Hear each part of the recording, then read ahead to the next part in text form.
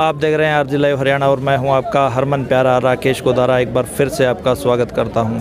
साथियों, जैसा कि आपको पता है कि ऐलनाबाद का उपचुनाव अपने पूरे शबाब पर है, लेकिन किसान भारतीय जनता पार्टी का इन इलेक्शनों में डट के विरोध कर रहा है। हर एक गांव के अंदर जहां भी भाजपा और गोविंद कांडा अपना कोई प्रोग्राम करने की कोशिश करते हैं तो वहां पर भारतीय किसान यूनियन के किसान आ जाते हैं और उनका विरोध प्रदर्शन करते हैं। और ऐसे ही आज ऐलनाबाद विधानसभा के मल्लेका गांव के अंदर गोविंद कांडा का प्रोग्राम था और उनके साथ में खेल मंत्री संदीप सिंह को आना था, लेकिन किसानों ने उनका भारी विरोध किया और विरोध के चलते उन्होंने अपना प्रोग्राम कैंसिल कर दिया है यहाँ पर आने का। आप देख सकते हैं कि कितनी तादाद में फोर्स खड़ी है यहाँ पे। ये देखिए, ये बड़ी भारी संख्या में पुलिस फोर्स खड़ी है। और ये देखो जी, ये देखो जी, हमारे साथ है भारतीय किसान एकता के काड़ावाड़ी के प्रदेश के महासचिव बलविंदर सिंह जी। उनसे हम जानकारी लेते हैं। हाँ जी, बलविंदर सिंह जी, क्या प्रोग्राम था आज यहाँ पे? आज ना यहाँ बीजेपी की तरफ से जो टिकट दी गई है वो गोपाल कांडा और गोविंद कांडा उनका और खेल मंत्री का यहाँ प्रोग्राम करवा रहा था। सारा गांव इन बीजेपी का विरोध, बीजेपी और बीजेपी का जो समर्थक है उनका विरोध कर रहा है, लेकिन ये अकेला आदमी है भी सारे गांव को मरवाने के चक्कर में, मतलब अपने पैसे इनको लेने के चक्कर में इनका प्रोग्राम करवा रहा है। और हम जहाँ भी प्रोग्राम होता है हर जगह पे इनका विरोध करते हैं। हाँ, ये आपको पता ही हम विरोध क्यों कर रहे हैं। यूपी में 5 किसान शहीद हो गए जिनके ऊपर गाड़ियाँ चढ़ाई गई, वो आराम से अपना विरोध करके जा रहे थे। और जो बीजेपी का डिप्टी सीएम का लड़का उसने गाड़ी चढ़ाई, उसके ऊपर अब तक कोई कार्रवाई नहीं, उनको बर्खास्त नहीं किया गया। और इसके बाद भी मान लो अगर यहाँ ये जीतते हैं तो यही गुंडागर्दी यहाँ पे होगी। आपको क्या लग रहा है अभी भाजपा क्या यहाँ से ये चुनाव जीत पाएगी? ना जी, इनकी तो जमानत जब्त होगी, क्योंकि लोग खुद, इनका कोई इक्का दुक्का आदमी है जो अब पूरे गांव में आप सारे घूम के देखना, आपको सिर्फ ओनली यही घर मिलेगा। इनके जो भाईचारा है ना, चाचे ताए, वो जो दूसरा परिवार, वो भी इनके पीछे नहीं है। ये अकेला घर है, अपने परिवार के खिलाफ जाके वो भी इनको गालियाँ दे रहे हैं। तो ये आपका जो विरोध प्रदर्शन है ये कब तक चलता रहेगा? ये जब तक काले कानून वापस नहीं होते, एमएसपी पे गारंटी कानून नहीं बनता। गारंटी कानून हम क्यों चाहते हैं?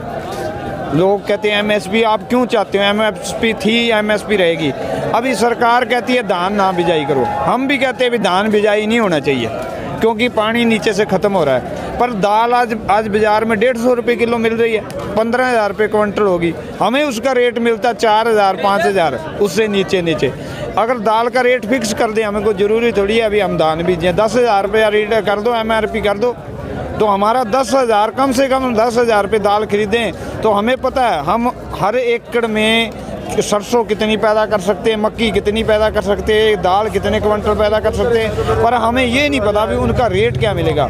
अगर हमारे रेट MSP तय हो जाए ना, फिक्स हो जाए, तो हम वो फसलें बिजाई कर लेंगे। उससे ज़मीन की ताकत भी बनी रहेगी और पानी भी नीचे से ख़त्म नहीं होगा। नहीं तो आने वाली पीढ़ी को पानी नहीं पीने के लिए मिलेगा 5-7 साल में। अच्छा, गोविंद कांडा और गोपाल कांडा कह रहे हैं कि ये किसान नहीं है, ये बीजेपी और कांग्रेस के वर्कर हैं, तो आपको क्या लगता है? ऐसे है, ये तो जो मर्जी कहते हैं। अगर हम कांग्रेस को हम ये नहीं कहते भी आप कांग्रेस को वोट डालो या NLO को वोट डालो, हम ओनली कहते हैं बीजेपी का विरोध हमें करना है। तो इनका विरोध आपको पता ही है, हर चीज़ इन्होंने प्राइवेट कर दी। तो जो मतलब जैसे रेलवे है, प्राइवेट किया, इन्होंने बेच दिया। तो जो रेलवे था सरकार के अंडर में होता तो हमारे बच्चों को उम्मीद थी वो नौकरी करते। ये कहते हैं अभी घाटे में चल रहा था इसलिए हमने इनको बेच दिया, भी इनको प्राइवेट कर दिया। तो मान लो जो कोई भी बिजनेसमैन है वो घाटे वाला सौदा कभी नहीं करेगा। अगर रेलवे में प्रॉफिट है तो ही उन्होंने खरीदा है। तो ये हर चीज़ जैसे मतलब ये रेलवे हो गया, एयरपोर्ट हो गए, सब बेच रहे हैं। BSNL तक कितने लोग बेरोजगार हो गए। ये अगर इनको हमने विरोध नहीं किया तो सबकी नौकरियां खतरे में हैं, सबकी ज़िंदगी खतरे में है। तो ये हम होने नहीं देंगे। आपने कहा था कि आप उम्मीदवार को गांव में नहीं घुसने देंगे, लेकिन उम्मीदवार इतनी फोर्स लाके ज़बरदस्ती आपके गांव में घुस रहा है और वो प्रोग्राम भी कर रहे हैं। तो आपको नहीं लगता कि ये जो इतनी फोर्स आई हुई है इसका खर्चा ये आम जनता पे ही पड़ेगा?